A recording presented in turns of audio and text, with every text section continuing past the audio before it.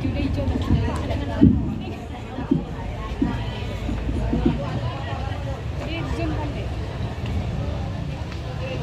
lagi ya, depan lagi ya. Mie itu juga. Mie itu longgo tuh.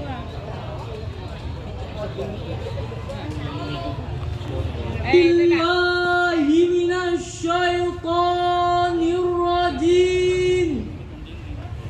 Badan tinggi banget. Itu abang bagian mah. Bismillahirrahmanirrahim. Assalamualaikum warahmatullahi wabarakatuh. Alhamdulillah. Alhamdulillahi rabbil alamin. Wa bihi nasta'in. Wa ala umurid dunya waddin. Awas dia orang tak duduk dek. Wassalatu wassalamu ala asrafil Awas dia, Om, tuh marah, Dek. anbiya'i wal mursalin wa ala alihi wa sahbihi ajma'in. Amma ba'du. Yang saya hormati Dewan Hakim yang adil dan bijaksana, ence-ence, tuan-tuan, dan puan-puan yang kami banggakan. Profesor Dr. Quraisy Shihab dalam bukunya Membumikan Al-Quran halaman 255 mengungkapkan bahwa keluarga adalah unit terkecil yang menjadi pendukung dan pembangkit lahirnya bangsa dan masyarakat. Selama pembangkit itu mampu menyalurkan arus yang kuat dan sehat, selama itu pula masyarakat bangsa akan menjadi sehat dan kuat. Namun seiring dengan wabahnya bencana COVID-19 di Indonesia beberapa waktu yang lalu membuat hampir tak berdaya di seluruh sendi kehidupan berbangsa. Ketahanan keluarga menjadi lemah karena PHK besar-besaran. Anggota keluarga banyak yang sakit parah, bahkan banyak yang meninggal dunia. Kondisi ekonomi menjadi goyah, keharmonisan keluarga semakin parah. Tak jarang suami istri berpisah, pendidikan anak semakin tidak terarah. Jika kondisi seperti ini tidak kunjung berakhir, maka dapat kita bayangkan hadirin, bagaimana hidup kita saat ini. Alhamdulillah, semua itu sudah berakhir. Semoga negeri yang baik, baldah thayyibah, dapat kita wujudkan. Hadirin yang berbahagia, menurut data laporan statistik Indonesia pada tahun 2021 yang lalu menyebutkan bahwa 27,54 juta penduduk Indonesia berstatus miskin akibat COVID-19. pada akhir tahun 2022 yang lalu mencapai 26,36 juta orang, turun sedikit. Dampaknya hadirin, dengan adanya kemiskinan, penyakit akan berdatangan, pusing, darah tinggi, stroke, dan lain sebagainya. Bahkan dengan adanya kemiskinan itu banyak muncul tindak kejahatan yang terjadi di masyarakat kita. Pencurian, perampokan, begal, bahkan pembunuhan di mana-mana. Hadirin, inilah sebagian kondisi keluarga yang melemah ketahanannya akibat bencana COVID-19 yang melanda beberapa waktu lalu. Kita harus bisa merubah keadaan ini bersama-sama dengan pemerintah. Lalu, bagaimana konsep Al-Quran dalam membentuk ketahanan keluarga? Sebagai jawabannya, izinkanlah kami menyampaikan syarahan pada musabaqah syarhil Quran kali ini dengan judul Penguatan Ketahanan Keluarga Pasca Pandemi COVID-19. Sebagai landasannya, firman Allah dalam Al-Quran surah Al-Baqarah ayat 155 yang berbunyi, A'udzu billahi minasy syaithanir rajim. Bismillahirrahmanirrahim.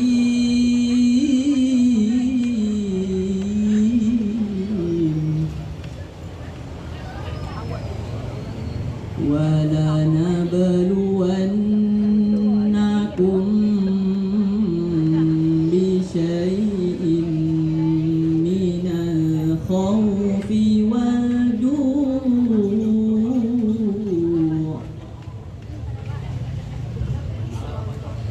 وَنَقْصٍ مِّنَ الْأَمْوَالِ وَالْأَنفُسِ وَالثَّمَرَاتِ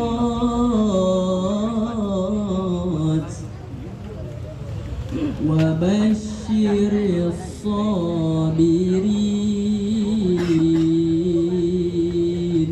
Aku berlindung kepada Allah dari godaan syaitan yang terkutuk dengan menyebut nama Allah yang Maha Pengasih lagi Maha Penyayang. Kami pasti akan mengujimu dengan sedikit ketakutan dan kelaparan, kekurangan harta, jiwa dan buah-buahan. Sampaikanlah berita gembira kepada orang-orang yang sabar.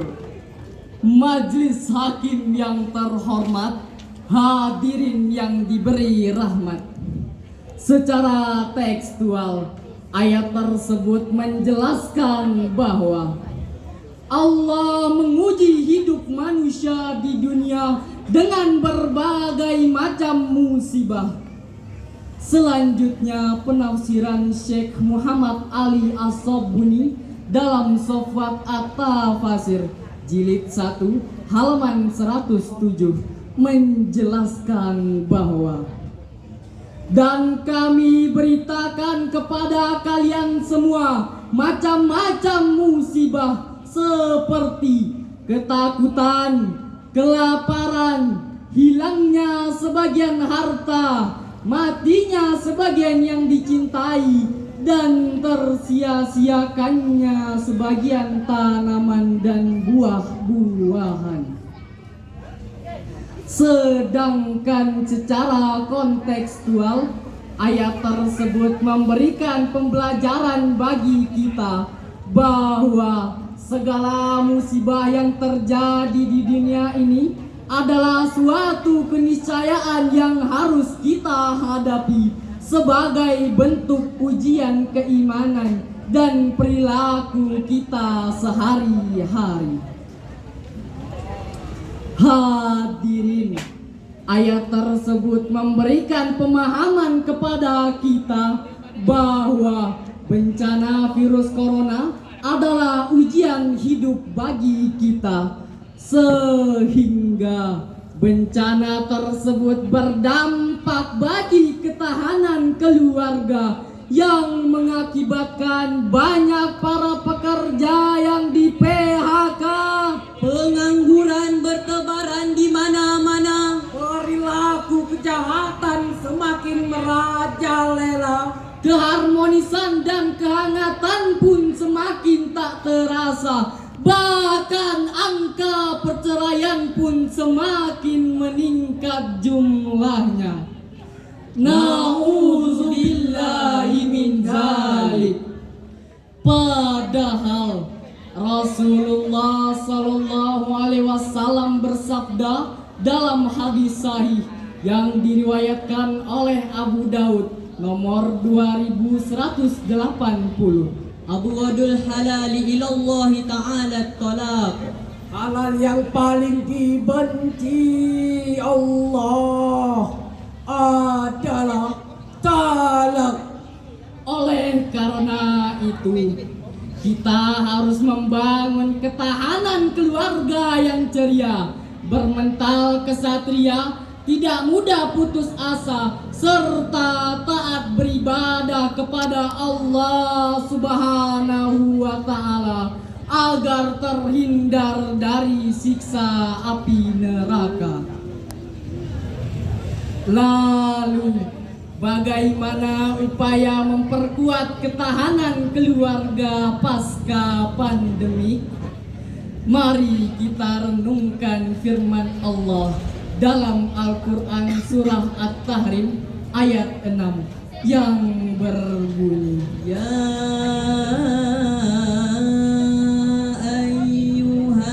ayyuhalladzina amanu anfusakum wa ahlikum naran wa quduhan nasu wal hijarah Penet aku megang. 'alaiha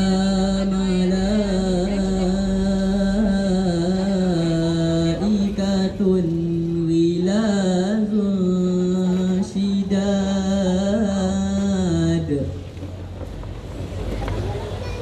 la ya'suna Allaha ma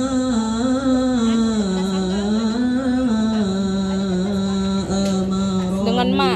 wa yaf'aluna ma Kata sangga. yu'marun wa yaf'aluna ma yu'marun.